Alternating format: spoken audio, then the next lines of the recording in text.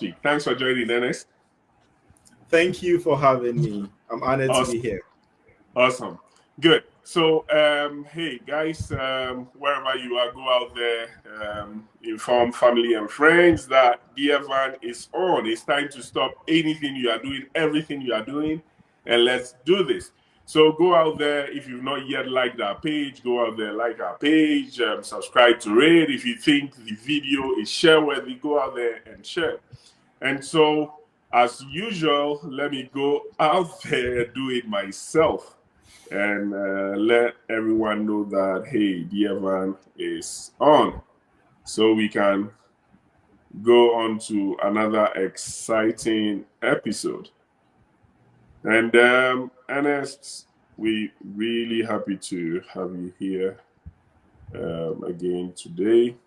Okay, so let me just tell everyone we are live.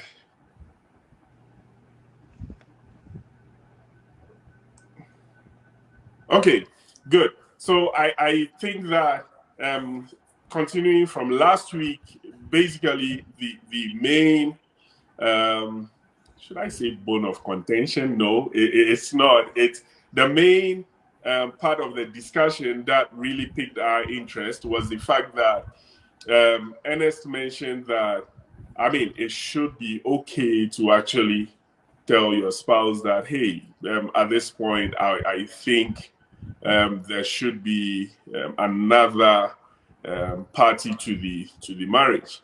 Yeah. So, Ernest, picking it back from where we left it, would you say that it is only fair to let a spouse know that, or a potential spouse know that, going into this marriage, if things get tough, it is possible I would look elsewhere to get married to someone else, or the spouse should also be open to also going out there to get someone else to be a third party to the marriage. Do you think so? Do you think it's only fair, as per what you mentioned, to let these potential spouse know right at the beginning? So, well, if you're open for it, if it's something you want, why not? It's important to let your spouse know from the beginning so that she doesn't get surprised as time go by. Yes, I mean, if that's what you stand for, I mean, I think it's just fair you let the person know. I know some people who are okay with it. I mean, Right. once you respect them and then you give them whatever they do, and then I mean, basically, we respect them as first wives and all that. They are good to go. Okay, awesome. So now bringing it back to your doorstep, right? Is it something you would want to do Okay. from the get-go with your potential spouse? I mean, given that you said it should be something that your spouse should be open to. So, personally, I Mm-hmm. mean, personally, I'm not that kind of a two, um, a multi-woman person. I mean, Okay. it's difficult for me to do, and it's not just in woman perspective. Even when I'm doing two things at the same time, you realize that Multitasking. multitasking. I don't do so well at all of them as I go. I Okay. do good at one. So it Okay. translates to that aspect, relationship wise and all that. So when Okay. I'm with you, it's more of everything. I even have time, don't even have that time to even call and talk to other ladies because I'm always more or less with you or talking to you. Okay. I mean Okay. on a Then personal level. okay. Before Prissy comes in, let me go back to the reference you made last week to the Bible about the Bible permitting people to marry more than one. Um, Now, I usually like to break things down to make it so easy, right?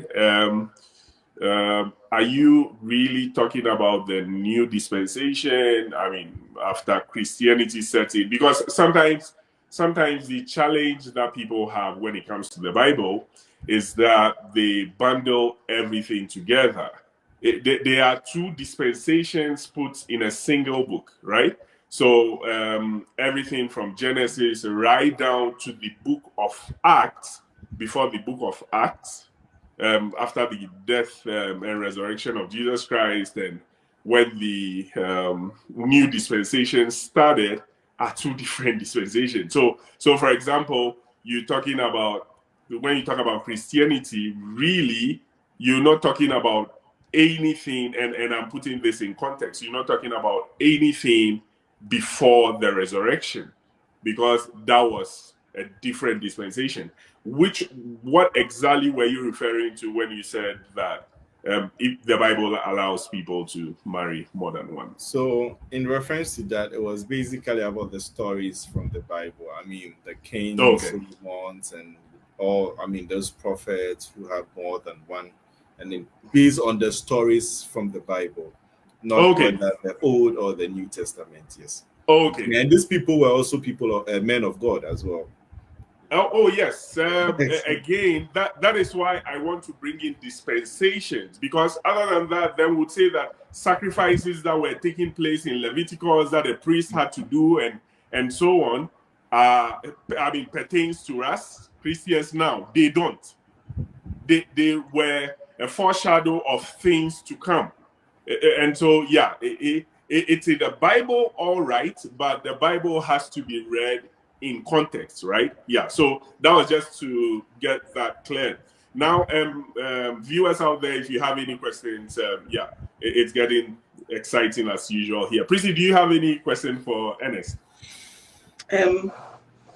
So, Ernest, you said that naturally you are somebody who doesn't do well with handling two things, but last week it seemed that even though you don't do well multitasking or handling two women, it seemed there was something that was willing to push you to do that.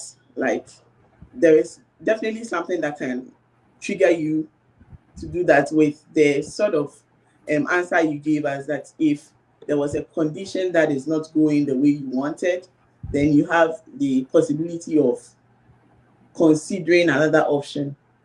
So again, I want to ask, is it still possible if those conditions come up?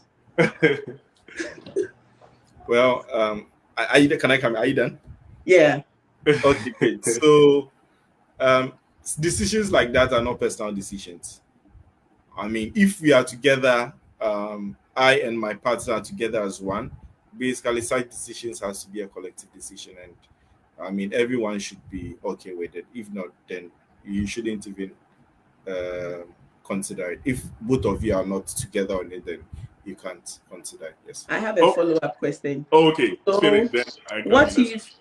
what if you raise that decision and your partner disagrees, but then you are not happy about, because sometimes you are not happy about the sort of feedback you get from your partner.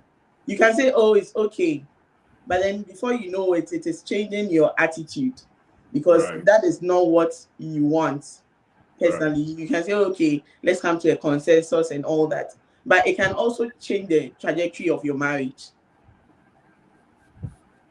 Okay, so I think such a thought, or I mean suggestion, may come from a problem or something, may come from somewhere. It will be one of the solutions to a problem. So if such a solution, that one solution is not workable, then I'm sure there could be other solutions which may come from her and me. We need to agree on something to be able to move forward. Okay, Ernest, I have a question, and Courage also has a question, but let me put this across first. Ernest, don't you think that people going into marriage with open-ended options really spells doom from the start? This is what I mean. Marriage is supposed to be a lifelong commitment, right? If from the get-go there is a caveat that could make it, I mean, from the biblical perspective, then we're looking at either someone found in adultery or death that should separate people from marriage. Now, aside these two, don't you think that if it is open-ended and it's more like, okay, if something comes up and one party is not open to it, then we should be good to go our separate ways? Don't you think that if it starts on that note, it sets it up for failure? So going the separate ways, I didn't just mention about it. So I mean, I don't know where that is coming from about the separate. No. It's just a generic. It's a general question. Okay, yeah, so exactly, yeah. Well, marriage itself, as you said, is a lifelong institution. Yes, but as much as it's a lifelong institution, there are things that come along the way that shake the foundation of the relationship or the marriage. And Okay. as an individual, I would always say that you go in with the intention of ending. Correct. Yes, to go in Correct. with the intention of ending. You shouldn't go in Yeah. with the intention of, I'll fall out at a point in time. This Exactly. takes me back to my point about the communication and able to work things out. Right. I mean, what exactly is it beyond repairs? If it's beyond repairs, then fine. But if it's workable, then two parties should be able to work something out and continue. Exactly. Because if I compare that to the discussion we were having last week, right? It presupposes that it's just like someone going to school, like starting a 4-year degree course, and having in mind, so one person thinking that, hey, I have to complete this program or nothing else, and someone also going like, hey, Mr. Lecturer, if you want to speak to me anyhow, I'll drop out of school. Those two people with different mindsets might end up differently just because of the mindset they started out with. And that was why I was asking that question. So let's go to that's true. Go ahead. Just a little add up. Life itself is not a straight line. So sometimes you would go, come back, and continue. So just like the school situation, someone may go reach level 300, may face a little challenges, may have to defer, go do some little things and come. But the goal is ending that course. Exactly. So in that same marriage context, whatever the challenges that come around or their way, if the mindset is still to make it to the end, like go, come back, but at the end of the day, still make it to the end, that is a better mindset to have than, hey, if anything comes and I'm not up for it, that is the end. I think that a mindset like that would be very challenging right from the get-go. Yeah. Okay, so Courage says that everyone is looking fresh. Thanks, Courage. That's my only comment. Now, I would want to know how Ernest will react if his woman asks to introduce someone into the fray. Yeah, that's a very good question. So, Ernest, say your spouse-to-be or even your spouse in marriage comes and says that, hey, Ernest, I think that whatever I was thinking at the beginning of the marriage has changed, and I think that, there is a third party that should be introduced. What will be your feedback? On her side? Yes, on her side. She thinks that, okay, it should be fine for her to have an extra man in there. Like, yeah, what do you think? Would you think she's going crazy or something? Well, I like to give people a chance. I would like to talk to her. No, it's not accepting it, but listening to her. Basically, I get it. Yeah. Yes. Yeah. So, why do you want to have a third person? What really is the issue? What is it that you want me to do that I'm not doing? What is it that I can do so that third person doesn't even come into the picture? We have to talk about. I'm sure at the end, definitely we should be able to work something out. So a follow-up question. Would you have expected your spouse rather to raise what the challenge is for you to resolve rather than, in quotes, starting to threaten to bring someone into the fray? Which one do you think will be a more responsible approach? raising a solution to the problem is definitely the way to go, than to bring the solution of bringing a third person into the picture. Exactly.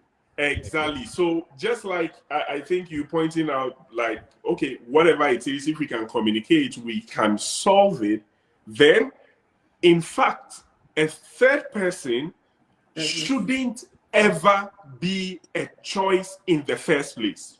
And that's what all we driving at, because it's just not the most responsible way to go about it. And this is how I always process it. Say my wife gets me angry and I say, hey, because of that, I'm going to get someone else.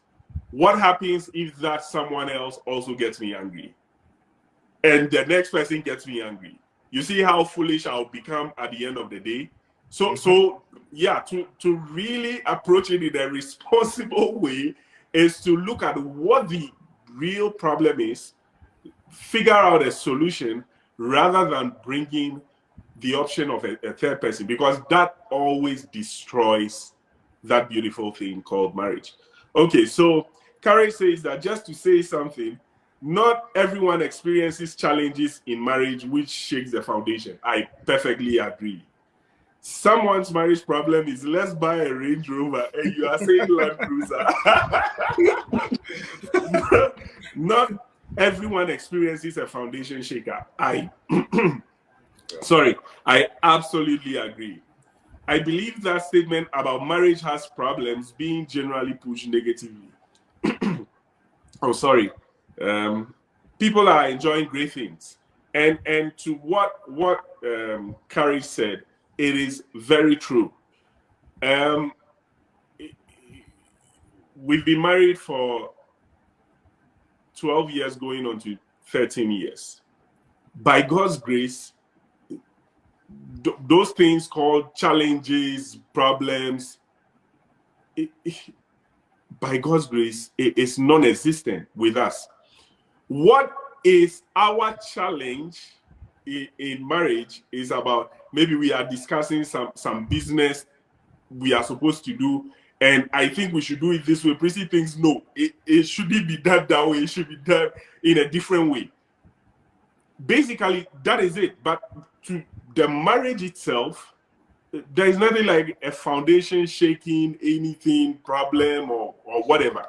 And it is one of the reasons we actually have this Dear Van program, right? To really communicate the positives of marriage, because the narrative out there is always negative. That there should be some fights, there should be some lady in the picture or some guy in the picture, there should be some side chick or something. No, it's only because the few bad examples we see out there is what is projected. And of course, in the media, anything negative sells more. If I come to sit here one day and say that myself and Prissy are divorcing, I tell you, it will ramp up more views, more reactions than when we are saying positive things. And that's just how it works. Okay, so coming back to you, Ernest, what do you think would be the best advice you would give to someone who is thinking about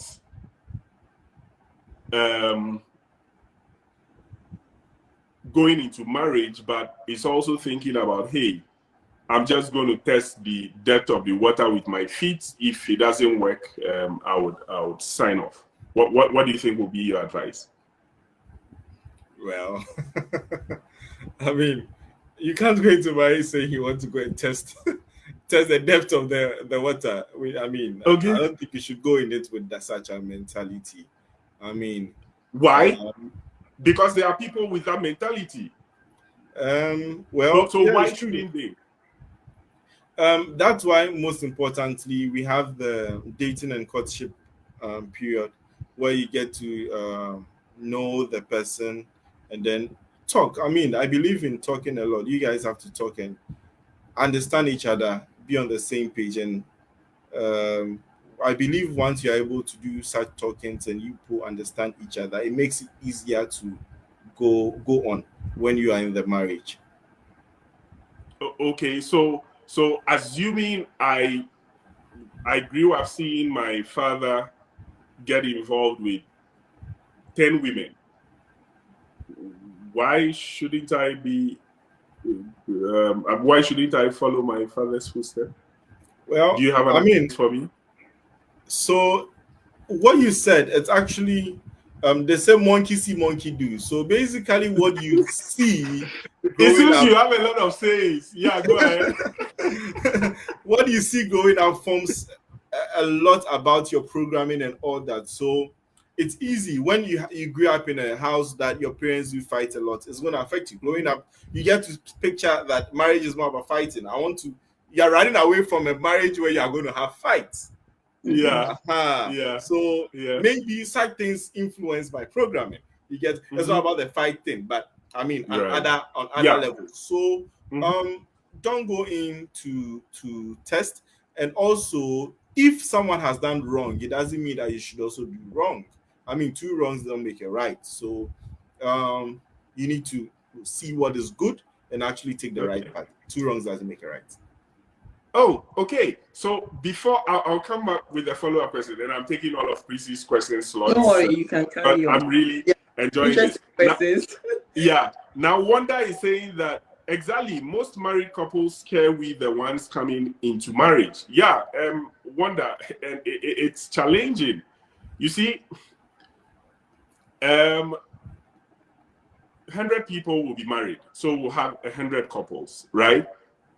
You will only hear about the 3 couples that had an issue. And you will not hear about the 97 that are having a good marriage. Because in our culture, people want to just keep things to themselves anyway. Because they are, hey, I go out there, I say this, then I'll be the target, right? And people will look at, or maybe some people will be out there and say, okay, we live to see. I mean, it's all our mindset and how we process things and how we want to do things. Yeah, so Ernest, there are beautiful marriages out there. There are follow-worthy marriages out there. And so marriage is not a bad institution. All marriages are not bad. Okay, so Wanda says greetings to Ernest. Ernest, Wanda. Yeah. Yes, I mean Wanda. I know Wanda very well. So Wanda. Oh, okay.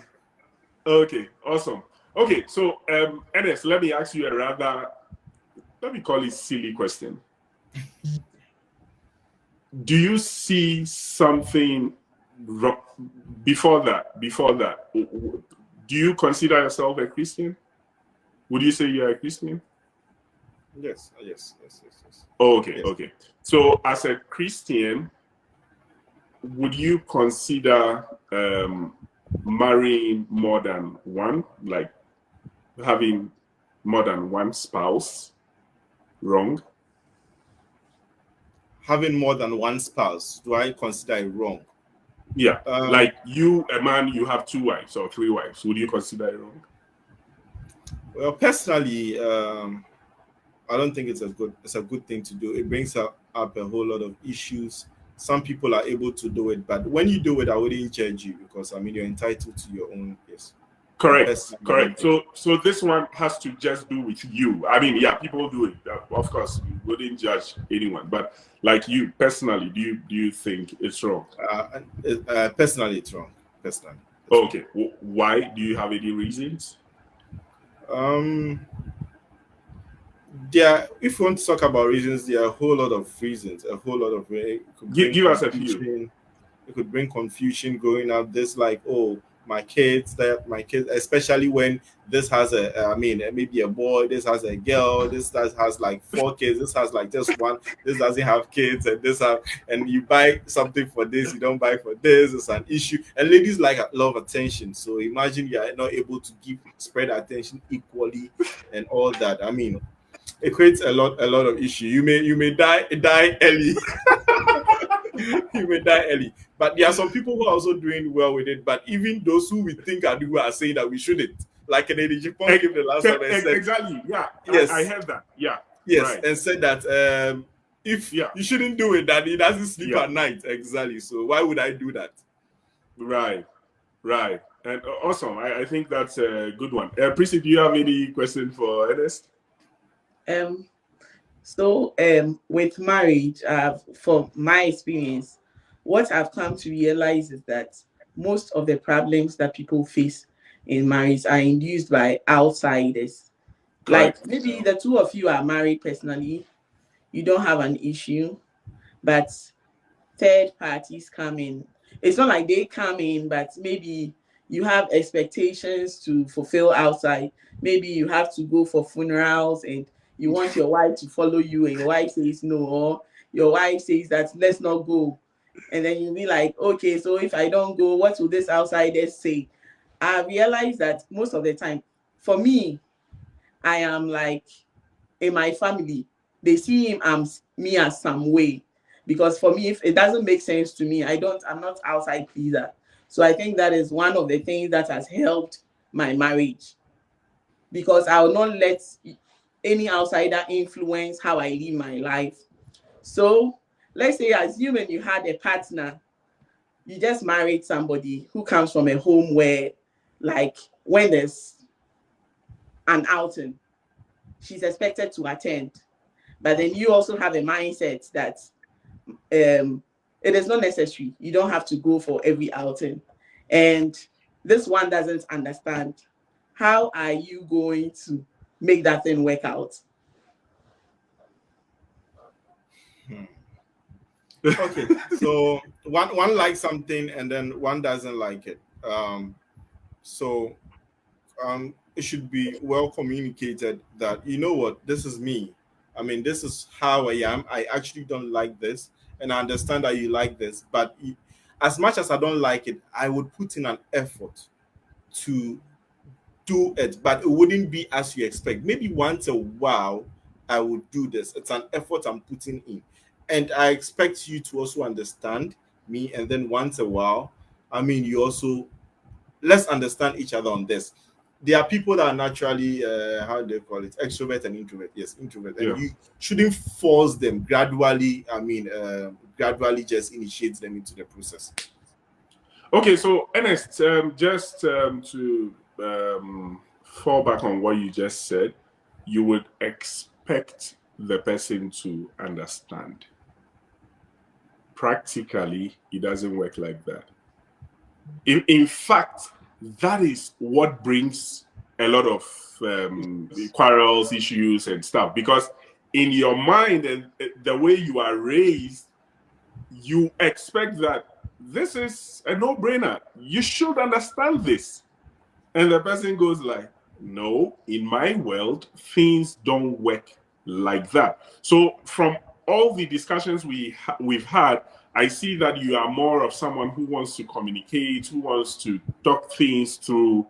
But what happens if your spouse is not the communication type or the listening type and is adamant and going about whatever she thinks is the way to go? How are you going to approach it? So let's say that all your communication skills have failed. How are you going to approach it? Okay, so I've learned a few things from a few people that to have a happy marriage, I mean, once the woman is happy, you are happy. So once the woman is happy, do you know I don't believe that? Do you know I don't believe in that? Really? Okay. Yes. Yeah, like happy wife, happy life. Okay. Really? And let me explain why I don't believe in that. You see? Okay. I would rather speak my heart out about whatever is bothering me than to shut up and say, oh, let me just keep my wife happy. Happy. Okay. That way, it will be lopsided. You would always end up being sad just to make your wife happy, and you expect that will make all of you happy. It doesn't work in real life. So for me, I would rather, yes, this is what is bothering me. Hey, let's open up and talk about it. Than say, okay, let me keep you happy, and then I will be happy. How does happiness is not transmitted? Okay, let me leave that one out. So yeah, go ahead with your submission. Well, this is a tough. I feel like everything should be able to communicate through expression, and then I think everything. I mean, it's about the mode of communicate, the mode of communication.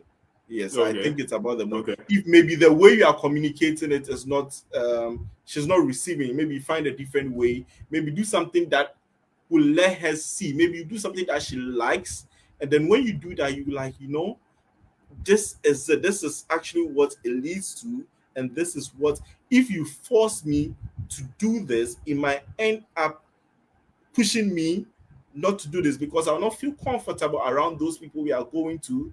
It's going to, in the end, make me not happy, and in the end, you also not be happy. The marriage is going to be in limbo. Yeah. I mean, it's about the communication. Okay. So what I would say in all, as we close, it's already time. Time just flies so fast. It is. I think that given the fact that you're really open to communication and all, when you're looking for a spouse, please look out for someone who is really willing to communicate, because and open-minded. Yes, you should have a like-minded person, and you have a very sweet marriage. But if you have someone who says, "Hey, what are you saying? I am not even hearing you," then it would. Yeah, exactly. This is how I am, so allow me to. There are people who say, "I'm not listening to anything. That is me," and you go like, "Hey, are you okay?" Yeah, but that is me, especially after they are married and all. So I really think you should look out for someone who is also open to a lot of communication, a lot of taking feedback, and all. Carrie says that NS needs someone who also likes to communicate. That will help. Exactly. And that's the same thing Carrie is saying.